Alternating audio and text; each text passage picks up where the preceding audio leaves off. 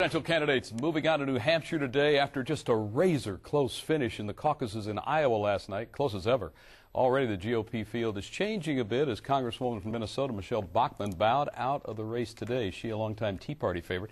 Joining me live to talk about the first big vote for the Republican presidential candidate is our Republican Congresswoman Mary Bono Mack. Happy New Year, first of all, Congresswoman. Thank you, Chris. Same to you and to Brooke and to everybody. Well, we appreciate it. You had to be watching last night. I mean, I've been following Iowa caucuses since 1976. I mean, 8 votes separate the two top people in Santorum and Romney. Unbelievable. Well, they know how to keep it interesting, I think. You know, they definitely kept people up late, and only in Iowa would you see sort of the drama unfold the way that it did. What do you think it means to your party? And I think the concern for Republicans has to be you have no candidate so far who's been able in polling, and you can talk all you want about polls, but there have been a lot of them done, to get more than 25, 26, 28%. You've got a president, and anybody can look back at the year and 4 years and find a lot of problems with the presidency, but he's polling at better than 40% and rising. What does it mean that you guys have still not coalesced, found a candidate, and a candidate that can apparently rise in the polls?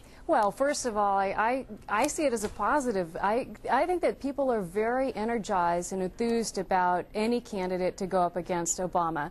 But within the primary system here, there's, you know, you're seeing a lot of ideas, a lot of different personalities come out, but I think in the end of the day, our nominee will be Mitt Romney, and I think he's going to be incredibly strong. I think his message of job creation and you know, saving our economy is going to continue to resonate across the country. And yet, with his health care plan that he pushed through in Massachusetts, everybody on the Republican side trying to knock down Obamacare, I mean, that's some baggage for a candidate if it is Mitt Romney to carry. How does he counter that?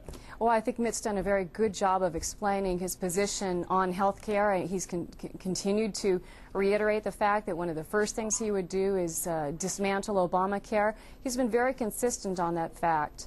I'm not concerned about it, you know, and if that's all they can really go after Mitt for, then, you know, that's not necessarily a bad thing, because he has continued to be very strong again on dismantling Obamacare. There are at least, Congresswoman, some signs, some maybe small signs, that the economy is starting to turn a little bit. If that continues to happen, a lot of people think it will solidify President Obama as far as another term. What are your thoughts on that? If this continues to work, does that help him an awful lot and hurt the GOP? Well, first of all, we all want the economy to rebound. It's important that it rebound, and I don't think that we should put our eggs in the basket of hoping that it doesn't rebound because it will help Obama. There are so many issues that our nominee can take Obama on that with or without the economy turning around, he's going to have a dismal record that he's going to have to defend. I think there's going to be a very spirited debate and a stark difference that's going to be outlined for the voters to see whether you believe in big government programs and big government spending, or whether you believe in the power of the individual and the very foundation of what our country was built upon. There's going to be a very robust debate, and simply the economy turning around is not going to save President Obama. Let's talk a little bit about your race for, I believe, what will be the newly established 35th congressional district. Am I right about that? 36. 36, excuse me. You're going to go up against Dr. Raul Ruiz. He does not have much history as far as running campaigns, but he's a noted doctor. He's a very solid man in our community and around the country in the medical world, has helped a lot of the unfortunate. What do you know about the man? I really don't know anything more than what you've just said. That's about it. Okay, and your campaign will base itself on what? What do you anticipate? I mean, you had a fairly strong opponent, I think we can say, in Palm Springs Mayor Steve Pugnier last time. You defeated him, as you have everyone. Are you confident you go again in next year with another victory and 2 more years in the House? Well, Chris, it's funny, when you run every 2 years, it just seems like a continuous campaign. I feel like we're still kind of coming off of the last one. But what's important about being a member of Congress and being the incumbent here is that I will continue to do my job in Washington, D.C. I will continue to fight for my constituents.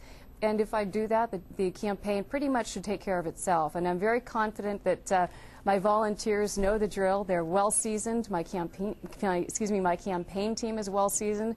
I'm very confident in this race going forward. And of course, your husband, Florida Congressman Connie Mack, he's running for Senate. How is his race shaping up? It's shaping up very well. Again, the same situations and the same, you know, issues are resonating in Florida that are resonating here, and Connie's doing a fantastic job of, again, proving or showing the differences between himself and Senator Nelson. So, but I'm very excited, Chris, to kind of change the subject a little, that Connie will be here for the film festival this weekend. So I'm very proud that he'll be here, that he can take a little bit of time away from his Senate race to join us for the film festival. We hope you enjoy it. And if I'm not mistaken, if he wins and you win again, won't you be the first husband-wife team in both houses of Congress? That's right. We would be making history. You are making history.